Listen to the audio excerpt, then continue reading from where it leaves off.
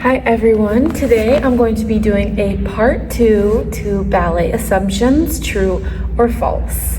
So you guys left me even more comments under the post asking you for some ballet assumptions. So I thought I would do a part 2 to this video because the first one was really fun and you guys seem to really like it. So let's just get right into it. My laptop is here and I'm going to be looking at your comments. Hopefully I can remember the ones I already did in part 1 so I don't repeat anything. So this one says, ballet permanently destroys your feet and maybe your hips, and your whole body suffers too in later years. So this is going to depend greatly on the person, on how hard you trained, on how safely you trained. There's just so many components that go into it. So this is true and false. There are some people that have a super hard time. Maybe they didn't take care of themselves very well as a dancer, and so that results in having a lot of complications later on in life. I know there are a lot of dancers that get, or I don't know about a lot, but there are dancers that get hip replacements. I know some in their 80s or 90s now that get double hip replacement. But you have to remember that back when these people were dancers, that was a long time ago and weren't taking the precautions that we take now. They didn't know what we know now about taking care of our bodies. So the results may vary for my generation and the next generations coming up. I really don't think that ballet permanently destroys your feet. It definitely alters the way your feet look. Like there's bunions and they're not very pretty and you have toenails falling off and bruised toenails, but it's not, I don't think that it destroys your feet. Of course, maybe some people it does. If anything, our feet are incredibly strong. All of the little muscles and joints and everything, we have a lot of strength in our feet and ankles. But yes, there are a lot of foot and ankle injuries in our careers. I assume eating disorders can be frequent because of coaches that push unhealthy weight standards and don't focus on the health and well-being of their dancers. Again, this is true and false. We are seeing some change in this now. It is not as pushed as it was before. And I'm not just trying to paint a pretty picture, like I'm serious. It is definitely not as prevalent and pushed on us as it was with previous generations, although it still is in some places. There are still some coaches that are old-fashioned in the sense of their thinking and do pressure dancers to lose weight. But just for an example, my teacher that trained me, you know, she's in her 60s now, and she told me that back when she was a professional in the 80s and 90s, they would, they were full-grown adults, you know, she was around my age, 20s, 30s, and the company would be weighed in front of everyone else, and if they gained any weight at all, they would tell them that they needed to lose it within the next 2 weeks, and they would tell them to primarily only eat carrots and celery. And I know it sounds like Hollywood, but these stories really are true. This really was how it was before. And keep in mind, I'm just talking about the United States because I can't speak on other countries. But here at least, I really don't think it's as common for ballet companies to weigh the dancers in front of everybody and say they need to eat carrots and celery. There's just a lot more liability these days. We have social media. It's just not the same. So in that sense, we've gotten better. I think we need to look at some of the progress that has been made. Eating disorders are common in the ballet world for sure. Being in a ballet studio in tights and leotards, staring at yourself in the mirror is definitely not normal to human nature and can definitely make you think some crazy thoughts. I think there's also not just eating disorders, but there's a lot of disordered eating, which I believe is different from an eating disorder. Just a lot of thoughts around food or guilt or shame. That is definitely very common in the ballet world.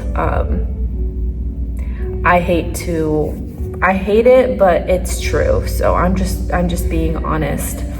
I assume ballet dancers only date rich people because the shoes cost so much. This is not true. We don't date people just for their money, and it's not like we wouldn't date someone that's not rich, if that makes sense. Also, professional dancers don't have to pay for their point shoes in companies because the ballet company provides the point shoes. I'm a freelancer, right? Most freelance dancers have to pay for their own shoes. That still doesn't mean that we only date rich. I'm very, very lucky that I'm sponsored by Freed USA, so I don't have to pay for my shoes, but this is not true. This is a good one. They say, I would assume that your bodies always hurt pretty much all the time. I think this is a pretty common assumption, and it's a misconception. So I'm just sitting here right now talking to you, and my body does not hurt. So I think people think that we're just like in this constant crippling pain, and that is definitely not the case. Ballet isn't constantly painful. We are mostly in pain or discomfort because ballet is so hard, but it's not that it is excruciating pain. If you have excruciating pain, that means that you have an injury and that you should not be dancing through it. Also, when we're just like chilling at home, or like right now I'm talking to you, or driving, or whatever we're doing, we're not in constant pain, or we shouldn't be. If you're in constant pain and you're a ballet dancer, please go see a doctor or get seen by somebody, because you're not supposed to just be in constant pain all of the time. Yes, maybe after a really hard day of long rehearsals, hours on point, my feet will probably be hurting that night. Maybe they'll be kind of swollen or like throbbing a little bit just from the impact from the day. But on a day-to-day basis, we are not just existing in pain, thankfully. But this one says, are ballet dancers terrible to each other? Because what I've seen is a whole new level of raw meanness. I won't say it's a bad word. So ballet dancers can definitely be terrible to each other. I'd say it's more common with younger dancers, teenage years through maybe early 20s. But I also want to make sure that you know, if you're not a dancer, that there is usually a lot of camaraderie with the dancers. There's a lot of special friendships in ballet companies. You work as a team, you're all in this together. And of course, it's not always rainbows and butterflies and sunshine. There's going to be conflict and people that don't get along with each other and people that hate each other. But it's not constantly like that, like the movies make it seem. There's also a lot of beautiful friendships and, like I said, camaraderie within the dancers. That's very, very beautiful. This is also a good one. It says, my assumption is that ballerinas are extremely disciplined and hardworking even in their life outside of ballet. So this can be true and false depending on the dancer. I think that many people assume that just because we are extremely disciplined inside the ballet studio, that it also translates to our outside life, and that's not always the case.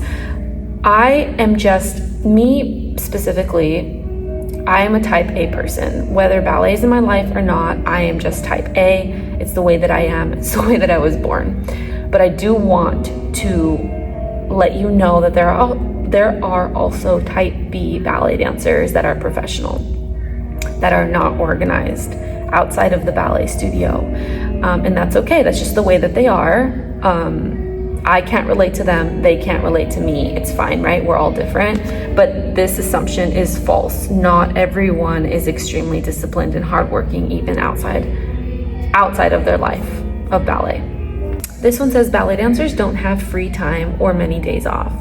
So again, if you're talking about ballet dancers in a company, they're going to be working similar hours to a 9-to-5 corporate job, Monday through Friday, 9:30 to 5-ish.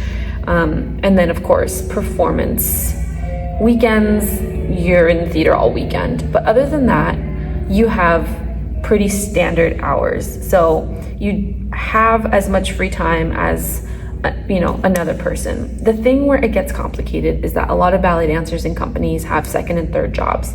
So then all of that free time outside of the ballet studio is taken up with working.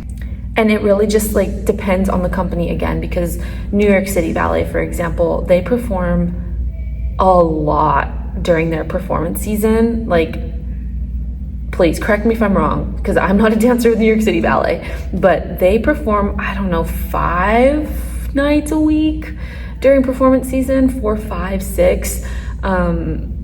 It's definitely a lot. So for them, in their huge company, they don't have much time. And from what I've seen, they need to make the most out of their weeks off, which isn't that much. So again, it just depends on who you are. I have a lot more free time in a sense because I'm not in a structured ballet company, and then I don't have a job that requires me to be somewhere. This is my job. So it just depends on the dancer.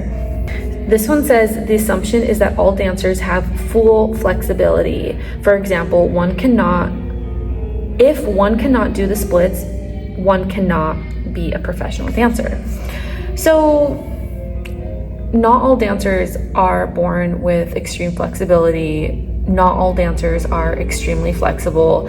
You can still make it as a professional if you're not extremely flexible. I have met some dancers that cannot go down completely in their middle split and they still got into a company. So I'm gonna go ahead and say that this is false, although you do have to have some level of flexibility, and usually the human body can get more flexible over time with consistent stretching, but you don't have to be extremely hyper flexible to go pro. This is a funny one. It says all ballet girlies can sew anything together in a pinch. This is pretty true. I mean, we learn how to sew pretty young because we have to sew our point shoes when we start wearing point shoes, which is young. I started at 10. The average age is like 11 to 13. So we learn how to sew really young. And yeah, I mean, we're not professionals at sewing, but if you need something stitched up, we can usually do it pretty quickly. This is also a good one. It says, I'd assume that all ballet dancers are striving for the lead or to become principal dancers. This is actually false. Not all dancers want to be principal dancers or have the lead role in ballets, and I will explain why. So I've met some people that they get a lot of performance anxiety and they would actually prefer not to do the lead roles because it is debilitating, the anxiety. It is also a lot of pressure to go on stage as the lead role. I can't really even put into words how much pressure. And I'm not even in a company, right? So I can only imagine the pressure that some of these principal dancers feel at the top companies. And I'm not pretending to be one of them or equal to them. So please don't twist my words. I'm just saying that as someone that goes on stage doing principal roles, and I'm not even in a company, it's a lot of pressure. And you have to be able to manage that pressure. I know Isabella Boylston has talked about how she gets nervous as well, so it's very normal. But for this reason, not all dancers want to be the lead roles. A lot of dancers would rather stay in the core and dance with a group of people and find that to be a lot more enjoyable than like the suffering of having that anxiety of doing, like 32 fouettes. That's really stressful. Like, that's a lot of pressure, and it's like a vicious cycle because you can't get so nervous because then that affects your performance. So then you're stressing about not being stressed, if that makes sense. You have to have some level of calm because when you're shaking, it's really hard to execute anything, and you have to have full control of your entire body. So I just feel like not enough people talk about this. I would love some of the top principals at these companies to talk about this better than I can. I would love to hear from them.